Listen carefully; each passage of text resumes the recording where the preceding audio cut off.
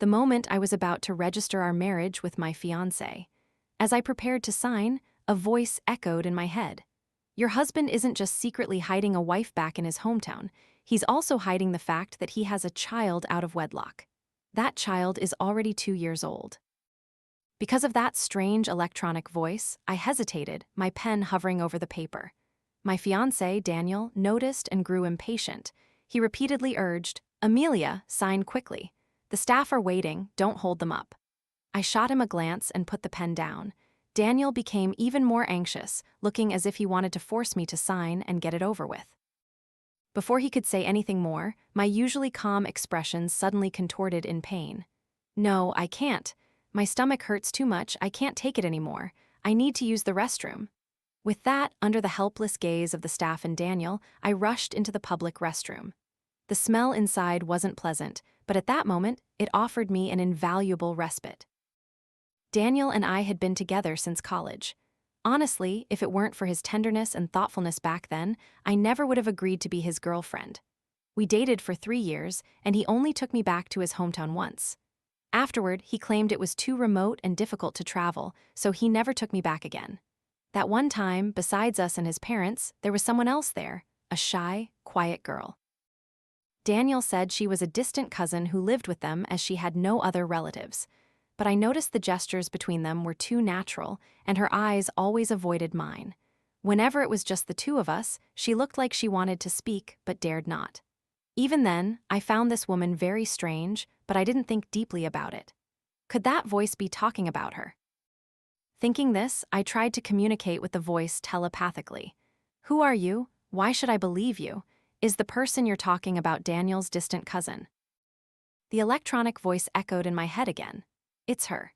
She's not a distant cousin, she's the girl raised in his home to be his wife. As for me, my name is Hope and I am a salvation system. I found you met the binding criteria, so I came to find you.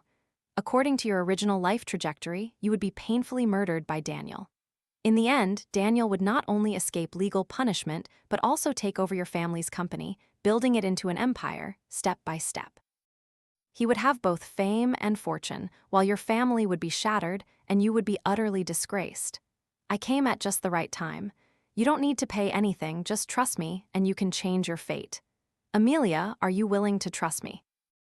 The information the system gave me left me utterly astonished. Half believing, half doubting, I couldn't help but ask, "Are my parents' deaths also caused by Daniel?" The system's firm voice resonated. That's right. To seize your family's assets, Daniel had been plotting for a very long time.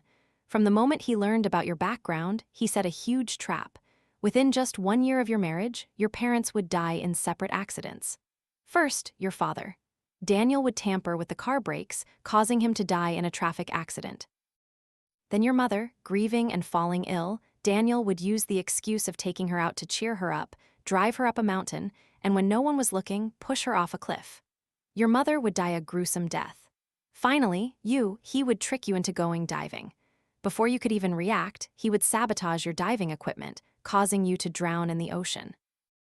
After the system finished speaking, I fell silent. I truly loved diving.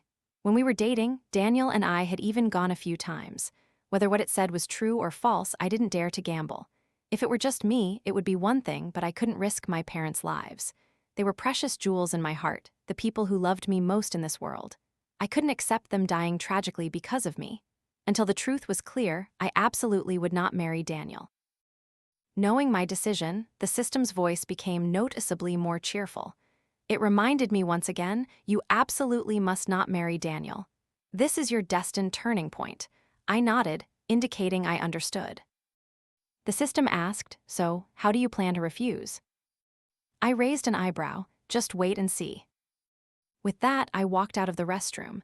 As soon as I reached the signing table, before I could even sit down, Daniel eagerly grabbed my hand. "Amelia, you're finally back. We've been waiting for you for so long. Sign quickly. The staff are about to finish their shift." Ever since hearing what the system said, looking at him now, I couldn't help but recall the tragic deaths of my parents. Everyone has a weakness. My parents were mine.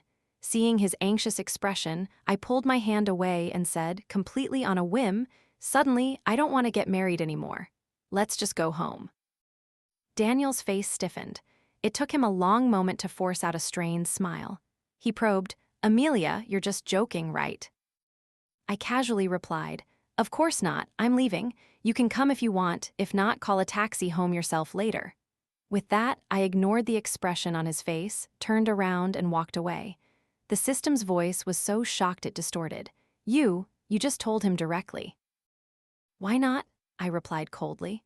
"I don't owe him anything. Firstly, I'm not having a wedding party, and secondly, I'm not asking for a dowry. To put it bluntly, my pragmatic side convinced me to even agree to register our marriage today. Honestly, I never cared much about these things.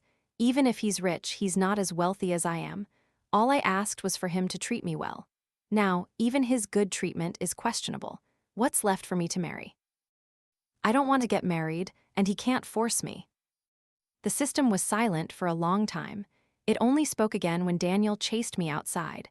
"You're absolutely right." Daniel quickly caught up, grabbing my wrist, his brow furrowed. "Amelia, what's wrong with you today? Marriage is such a big deal. How can you just say you don't want to get married? How am I supposed to explain this to my parents?" I glared at him. "Then just tell them I don't want to get married. What's so hard about that? If it's too much trouble, then let's just break up." Hearing the word "break up" for the second time, he pressed his lips together for a moment, then softened his voice, coaxing, all right. If you don't want to get married now, then we won't. I'll listen to you. Don't say anything about breaking up again. You know, you're the only one I want in this life, no one else." The moment he finished speaking, the system's voice rang out, full of sarcasm. No one else, indeed. His child back in the hometown is already 2 years old, and he still dares to say such things. It's truly nauseating. Its humorous tone almost made me laugh. I had to recall all the painful things in my life to suppress it. My lips almost curved upwards, but I didn't reply. Daniel let go of my hand, turned, and walked away. He didn't get angry. He trotted after me and got into the passenger seat. All the way home, he kept trying to make conversation, but I found it annoying. I dropped him off at his apartment building and drove straight home. As soon as I arrived, my parents rushed out, asking, "Amelia, why are you home so early? Weren't you supposed to register with Daniel? Where is he?" My mother even peeked behind me, searching. I raised my hand to gently push her head back, saying casually, "Not getting married anymore." I left him and came home. "What?" My father's eyes widened when he heard this. On the way home, the system, trying to win my trust, recounted all sorts of other stories, even about me wetting the bed at 3 years old and washing my own underwear. By the time I arrived home, I completely trusted it. I brought out the system, figuratively speaking, and dropped a bombshell on my parents. There's a distant cousin staying at his house. Apparently, she's a child bride his parents bought and raised. They grew up together, and their child is already 2 years old. My parents gasped in unison, taking a sharp, cold breath. A few seconds later, my mother asked incredulously, "Is that information trustworthy?" I didn't hesitate. 100% trustworthy. "Dad, I suspect Daniel's motives for approaching me aren't simple. I'm afraid he might harm our whole family. Please help me investigate." Though I had no proof, my parents always had absolute faith in me. Seeing my conviction, my father immediately called someone to investigate Daniel. Seizing this moment, I asked the system, "If I break up with Daniel, will my fate change?" The system replied, "It's not that simple. Even if you break up with him, he will still find a way to harass you, perhaps even attempt a murder-suicide. To completely change this tragic outcome, you must completely destroy the Chen family, so they no longer have any opportunity to cause trouble." I scoffed. I immediately sent Daniel a message breaking up with him. He only replied with 4 words, "I understand." I thought that was the end of it, but the system was indeed right. The next morning, Daniel unexpectedly brought his parents to my company. I was working when the receptionist called to say someone was looking for me. As soon as I reached the lobby, his mother, Mrs. Kim, rushed forward. The middle-aged woman, looking utterly distraught, knelt before me amidst a crowd of people. "Amelia, why did you suddenly break up with Danny? Is it because our family is poor, but you already agreed to register? Before, you said you didn't care about wealth or poverty, and now you've changed your mind. Everyone in the village knows about you too. Our family can't bear this humiliation. I beg you, please marry Danny, my child." Mrs. Kim's voice was extremely loud. her pitiful pleas echoing through the grand lobby. Immediately, everyone walking by turned their heads to look at me. "Mom, don't do this. It's my fault for not giving Amelia the life she wants. It's right for her to dislike me. I'm just an unfilial son. If Amelia truly doesn't want to marry me, I will never marry anyone else in this life. I will wait for her to change her mind." Daniel's face was filled with sorrow, pretending to reach out to help Mrs. Kim up, but he fumbled and couldn't lift her. His father stood by, secretly wiping away tears. The whole family looked incredibly pathetic. My current workplace was a small company under my family's conglomerate, established by my father for me to gain experience. The office occupied only 2 floors in an office building. There were employees from many other companies around who didn't know who I was, only that something interesting was happening, so they gathered to watch. At this point, people started whispering. I heard some saying I was scornful of the poor and chose the rich, irresponsible. Mrs. Kim, seeing this, cried even more tragically. The system angrily cursed, "How despicable. Host, they're using moral coercion against you." I gave a faint smile. "So what?" Daniel still didn't truly understand me. He looked at me with a difficult expression, feigning concern for me. "Amelia, so many people are watching. This isn't good. Please listen to my mother. Let's just go register our marriage as planned tomorrow. She won't make a fuss anymore, okay?" He's dreaming, calculating every step. His calculations are practically splattering all over your face. The system fumed. Daniel didn't know he was being insulted. Seeing my expression worsen, he thought I was about to give in and pressed on. "Don't worry, if you think my house is too cramped, I can move into your house." At this point, it was my turn to be speechless. What a wolf's ambition, not even married yet, and he's already eager to move into my house. Did the Chens think that acting would make me give in? I lowered my head, then looked up again, my eyes brimming with tears. "I never said I didn't want to marry you, but you haven't given a single penny for a dowry, and you won't even hold a proper wedding. Tell me, is there any girl who wouldn't care about that? All the ladies present here, if it were you, would you agree?" As soon as these words left my mouth, all the women there, married or not, stared at Daniel and his family. Some hot-headed ones even openly condemned him as a gold digger. He wants a free marriage and still demands things, and he has the nerve to come here and play the hypocrite. Daniel quickly explained, "No, it's not like that. It's not that I don't want to give you the dowry and wedding money, it's just, my parents recently needed money and I gave it all to them. Where would I get tens of millions at once? Let's just register first, and then I'll make it up to you, okay?" After he finished, some people sympathized with him. A middle-aged man with a cigarette in his mouth, standing in the crowd, spoke up. "Buddy, I understand you. Getting married these days is too expensive, tens of millions to even 100 million. Where are ordinary folks like us supposed to get that? We all have to borrow money, give it to the bride's family, and get nothing in return. It's a losing game." Daniel said nothing, but I saw him nod slightly in agreement. The man continued to ramble about his hardships, how much he had sacrificed to get married. But a second later, a woman with a cold expression stepped out from behind him. The man immediately shut up, not daring to say another word. The woman said nothing, just raised her hand and slapped him directly across the face. "I married into your family, and not only do I have to serve you, but I also have to serve your parents. I barely get to visit my own family a few times. Housekeepers get paid. What do I get? All these years married to you, what have I gained? Every day you come home from work, throw your shoes off, and play on your phone. I have to cook and wash dishes for the whole family. And that dowry money from years ago, you yourself wanted to give so much, then you used it to renovate the house. Now what? Are you blaming everything on me? If you had agreed to move into my family's house back then, I could have given you money. You want someone to be a daughter-in-law but don't want to pay anything. How can there be such a good deal in this world? H letter 1E9, a K, I letter 1EBF, and Phi. If you're not satisfied, then let's get a divorce. It'll save you from slandering me outside every day." By the end, the woman's eyes were red. She glared at the man, then turned and ran off. The man, panicked, chased after her, no longer interested in the drama. As he left, all eyes once again fell on Daniel. Daniel now looked clearly flustered. I seized the opportunity. "Daniel, I will not agree to your marry first, supplement later arrangement. And don't act like I'm forcing you to pay more money. My parents aren't stingy with a dowry.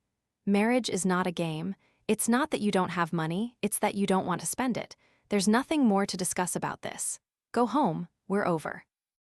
Daniel was silent for a moment, then vowed that he hadn't thought things through carefully enough. Amelia, don't worry. My parents aren't in a hurry. I'll get the money back to hold the wedding, and then I'll figure out a way to earn money to pay them back. Please don't break up with me, okay? Before I could even answer, Mrs. Kim leapt up. No, don't even think about it. That's my money. Is this wedding so important? Can't you just register first? I think this girl is truly scorning the poor and choosing the rich. With that, she tugged at her husband, Mr. Chen's sleeve. Say something, husband. Mr. Chen cleared his throat and looked at me. Amelia, is there really no room for negotiation on this matter? I nodded. He sighed, then turned to Daniel. Danny, from what you said, the house in the countryside isn't in a hurry to be renovated. When we get home, your mother and I will transfer the money back to you. No matter how difficult it is, we can't let you not get married. Mrs. Kim, upon hearing this, couldn't stand it and almost jumped up again. But one look from Mr. Chen, and she immediately became obedient. Mr. Chen then said to me, Amelia, please wait. In a few days, your aunt and I will come to visit your parents. With Mr. Chen's promise, Daniel's tense face finally relaxed. Mrs. Kim, though unwilling, had no choice but to comply. The entire family, who arrived with such fiery determination, eventually left dejectedly. The crowd of onlookers also gradually dispersed. The system, silent until now, spoke, Host, why didn't you just expose the truth about his wife and child back in his hometown? With so many witnesses, the story would spread like wildfire today. The Chen family's reputation would be ruined, and you wouldn't have to marry him anymore. I thought to myself, the system is still too naive. Even if I exposed everything today, without proof, as long as they denied it to the end, I couldn't do anything. On the contrary, it would only tip them off. After explaining all the pros and cons to the system, it finally understood. Indeed, I'm not smart enough. I need to learn more about the cunning of you humans. I was speechless. It's not cunning, it's called strategy. Actually, there's another reason I didn't directly expose Daniel. I felt letting him off like that would be too easy. The things the system told me, thinking back carefully, might not just be hypothetical. It's very possible they had already happened, just not to me at this point in time. If the system hadn't appeared, I would surely have fallen into that tragedy. I'm not a kind-hearted person by nature. Looking at Mr. Chen's demeanor earlier, I guessed he was also well aware of Daniel's schemes.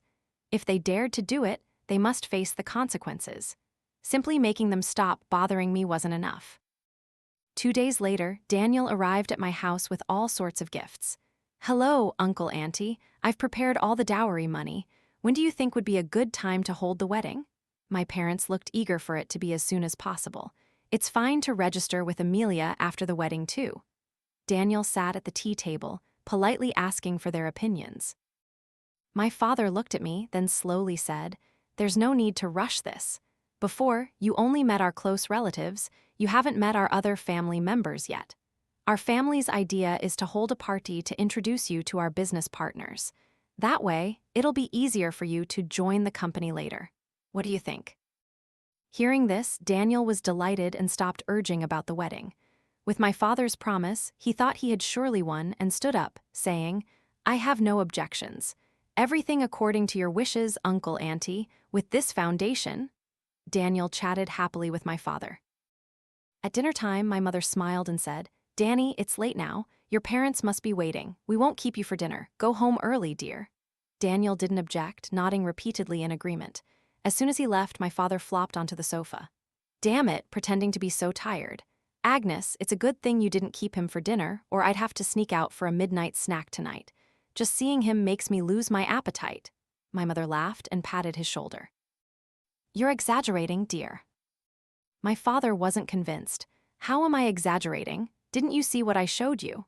My father was referring to the investigation documents about Daniel that he had hired someone to collect. The entire Chen family was rotten. The girl they kept in the countryside, Lily, was a kidnapped victim. She had been living in their house since she was 7 or 8. They didn't raise her for free. From a young age, she had to do all sorts of chores. Cooking, washing clothes, feeding chickens, feeding pigs, chopping firewood, carrying water, everything. If she didn't do well, she was beaten and denied food. She was made pregnant while still young. What a pitiable person. No wonder I found her so timid before. Growing up in such an environment, if she had too strong a personality, she would probably have been killed by Daniel or would have tried to kill herself. As soon as I finished reading those documents, a plan formed in my mind. To drag an enemy to rock bottom, you must push them into despair. I decided to personally get involved and play a big game. A week later, the party was held as planned. My father invited all his business partners and their families to attend. In the banquet hall, guests in elegant evening wear mingled busily.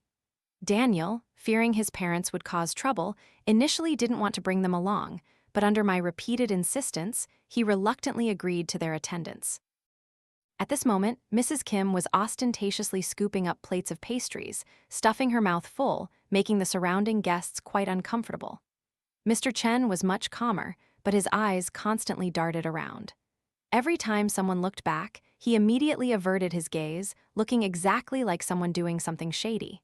Daniel, standing on stage, was mortified by the sight. Just as he was about to step down to stop them, my father, acting very warmly, patted his shoulder and held him back. My father took the microphone, cleared his throat a few times, and the echoing sound instantly silenced the entire banquet hall. Everyone looked up at the stage. Daniel knew the next part would be his introduction, so he immediately composed himself, looking calm. Distinguished guests, it's a pleasure that you all came to attend my daughter's engagement party. Allow me to introduce the young man beside me here. His name is Daniel. He is my daughter's fiancé. With that, he handed the microphone to Daniel, patting his shoulder.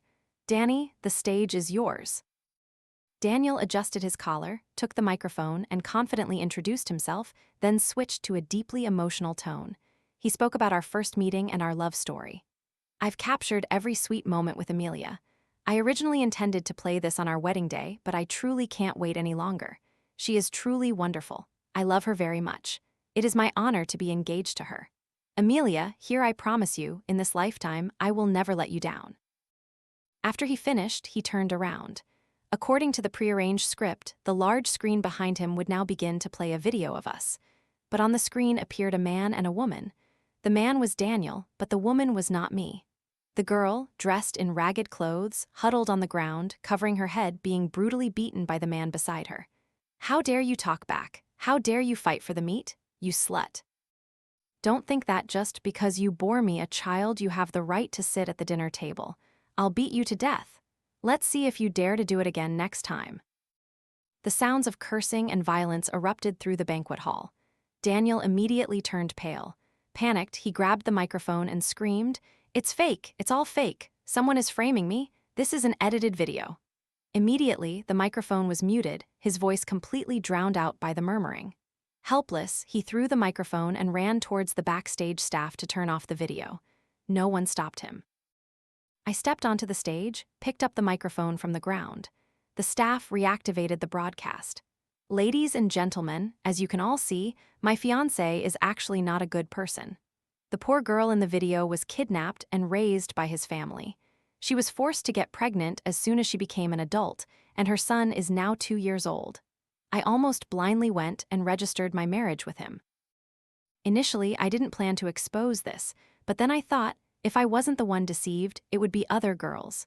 Especially for all the uncles and aunts here who only have daughters. I'm sure you can guess what he was plotting, can't you? I hope everyone remembers this face. That's why I organized this party today. My words rang out clear and distinct. The screen then displayed a paternity test report. Everyone clearly saw that Daniel was indeed the biological father of the child. After tonight, this story would spread throughout the business world and social media. This meant that all of Daniel's subsequent fraudulent plans would completely collapse. When I decided to do this, both the system and my parents asked, "Aren't you afraid it will affect your reputation?" I told them, "I don't want other girls to be deceived by him. As for my reputation, as long as I'm capable enough, no one will dare to look down on me. As for what others say, if I don't hear it, I don't care. How can one person make everyone love them in this life? And if I don't act decisively, how would they dare to be so ruthless with me?" I didn't tell my parents about this last part, because if they knew, they would certainly object. The moment I finished speaking, Daniel rushed forward, trying to snatch the microphone from my hand, but the bodyguards beside me immediately stopped him. I stepped closer to him. He glared at me with intense hatred. "Amelia, this is all you're doing, isn't it?" I smirked. "Of course, did you really think I wanted to marry you, you scoundrel?" He struggled in the bodyguard's grip. Mrs. Kim and Mr. Chen screamed and lunged, trying to punch and kick the bodyguards, but they were also quickly restrained. Mrs. Kim spat and cursed loudly. "Let my son go. That bitch dared to trick us. It's your blessing that my son even paid attention to you. If you know what's good for you, let us go and hand over the company for my son to manage. Otherwise, don't even think about stepping foot in my house again. Women should stay home and take care of their husbands and children." The person holding Daniel back was a female bodyguard. He subtly moved, kicking Mrs. Kim's hand. A scream like a pig being slaughtered immediately echoed through the hall. I glanced down at him with utter contempt. "Your son is just a useless good-for-nothing. Even if he came with a dowry, I wouldn't want him." Daniel's eyes were bloodshot, filled with rage. Just then, Mr. Chen suddenly yelled, "It's easy to make fake videos these days. You people are just despising our family for being poor.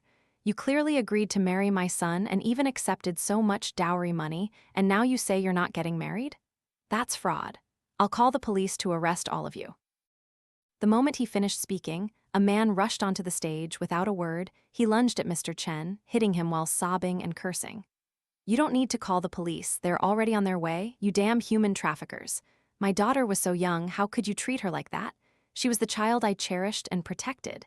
Yet you dared to torture her like that. Why don't you all just die? If it weren't for you, my wife wouldn't have died." In her last moments, she still yearned to see her daughter one last time. The man's tearful voice made many in the hall tear up as well. After venting his anger, he sank to the ground, covering his face and bursting into tears. This simply dressed man was Mr. Wang. He once had a happy family, a loving wife and an adorable daughter. But one day, while his daughter was playing in front of their house, she was secretly kidnapped. When he heard the commotion and ran out, his daughter was gone. All he saw was a truck without a license plate speeding away. Both husband and wife were devastated. To find their daughter, they traveled everywhere from north to south, working and searching. In their free time, they printed missing person flyers. 1 year, 2 years passed, but there was no news of their daughter. His wife, overcome with grief, fell ill and grew weaker day by day. Even at the moment of her death, she still spoke of their daughter, losing his daughter and his wife. These two shocks almost destroyed Mr. Wang. He once contemplated suicide, but thinking of his daughter, who might still be suffering somewhere, he pulled himself together, carrying his wife's dying wish to continue searching for their child. Perhaps heaven also took pity. As soon as I received the investigation documents, I immediately set about finding Lily's biological parents. I thought it would take a long time, but unexpectedly, I found them in just a few days. When Daniel brought his parents to the party, the poor girl was chained inside the house with iron shackles, left with only a few expired bread rolls and a basin of water. My people arrived just in time. She almost starved to death. Luckily, she was rescued. Otherwise, she might have died, and no one would have known. Compared to Lily's suffering, the child she bore was luckier. Before leaving, she entrusted her son to a relative in the village to look after.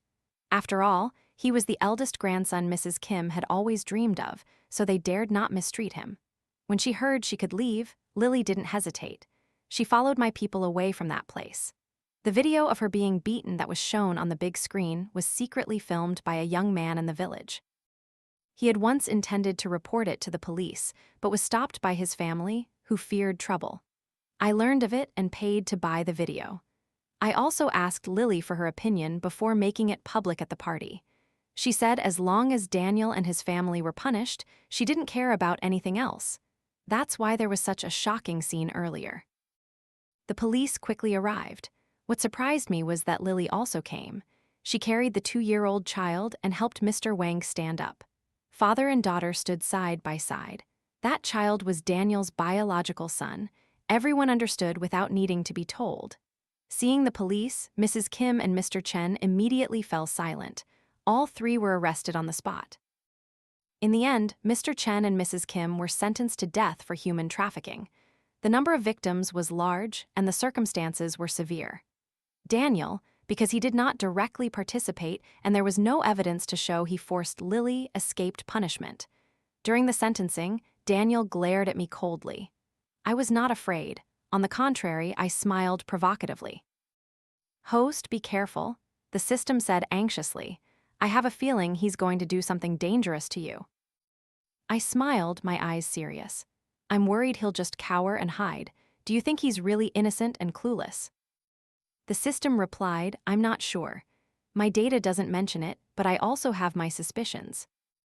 While the system and I were talking, Lily led Mr. Wang over. She smiled gently and quietly greeted me. "Ms. Amelia, I'm leaving now. I want to go with my father to visit my mother's grave. Thank you for everything you've done for us." I handed him the bouquet of lilies in my hand. "Congratulations on your rebirth." His eyes welled up as he took the bouquet, then he hesitated slightly before speaking. Daniel's eyes before he left looked very dangerous. "You should still be careful." I nodded, indicating I understood. Then he and Mr. Wang left. As he walked past me, I heard him whisper, "My name is Ethan Wang. Ms. Amelia, it was a pleasure meeting you. Goodbye." "What a beautiful name," the system said emotionally. His parents wished him peace. What a cruel twist of fate. The Chen family truly deserved to die. It's a shame Daniel got away. Otherwise, the fate alteration process would have reached 100%. I replied, "Don't worry, it won't be long. He won't let me off easily." This matter has spread all over the internet. His parents were sentenced to death, and he has no hope of extorting assets from anyone else. With his background, no one would even hire him. Driven to a corner, he will surely try to risk his life to kill me. Indeed, 5 days later, the fish took the bait. On my way from the company to my newly purchased house, the system informed me that a suspicious man was following me. After hearing this, I not only avoided crowded areas but also turned towards a deserted riverside. As I walked, I called the police. The system, fearing I was in danger, was as tense as an ant on a hot pan. At the riverside, as I squatted down, I felt someone approach from behind. The footsteps grew closer. From the corner of my eye, I saw Daniel pulling a knife from inside his jacket. He pressed close to me, holding the knife to my throat, whispering in my ear, "I was wondering how to kill you without anyone knowing. I didn't expect you to walk right into my trap. There are no cameras here and no people. Even if you drown, no one will know I killed you. Amelia, go die." With that, he forcefully pushed me into the water. "Host," the system shrieked in my head. He thought I would surely die. His plan was to push me into the water, then hold me down from the riverbank so I couldn't surface. But he didn't expect me to pull him down into the water with me. If the destined outcome was underwater, then let's end everything there. Pulled down into the water, Daniel instinctively stabbed me with the knife, but he wasn't as good a swimmer as I was. He couldn't kill me. After a struggle, when both of us were close to running out of oxygen, he tried to thrash and surface, but it was useless as I held him tightly. Before, when I squatted by the bank, I had picked up a sharp piece of rock. I used it to slash violently at him. Blood bloomed in the water. Foam began to appear at his mouth and nose. His struggles weakened, and his body slowly sank. I watched him quietly sink to the bottom of the water, then, exhausted, I surfaced. As soon as I came up, I saw police lights flashing on the road. The police ran over and pulled me ashore. My skin was covered in injuries, from scrapes and bruises to knife wounds. After being rescued, I burst into sobs, stammering out the story of what had just happened. What Daniel didn't know was that I hadn't hung up the call to the police. I had kept the connection open with my Bluetooth earphone. Everything he had whispered into my ear, the operator had heard every single word clearly. In the end, Daniel didn't kill anyone. Instead, he drowned in the water. I was the rightful victim, ruled as legitimate self-defense. When he died, the system's voice rang out. "Congratulations, host, your life has been successfully changed." But just a second later, it burst into tears. "Wow, wow, wow, I was almost scared to death. I've done so many missions and never failed. And failure aside, if you had actually died, then It choked up. "Don't ever gamble with your life again. Do you know, life is precious." I had just wrestled with Daniel and could only weakly reply, "This will be the last time I complete a mission. So what about you?" The system understood what I was asking. It replied excitedly, "Of course, I'm about to leave. There are many more people who need my help. I paused, then calmly collected myself a moment later. All parties come to an end. Though I was very reluctant, just as it said, there were countless others like me who needed it, so I didn't hold on to it. Amelia, I'm leaving now, the system said. The very next second, I clearly felt it moving away. The link between us gradually faded. I felt an emptiness in my heart, and for a long, long time, I didn't know what to say. When it had almost completely vanished, I gently spoke. It was a pleasure knowing you. Before you go, may I send a wish? The system asked, what kind of wish? I sincerely wish that every salvation mission you undertake is a resounding success. It smiled brightly. Of course, I am hope after all.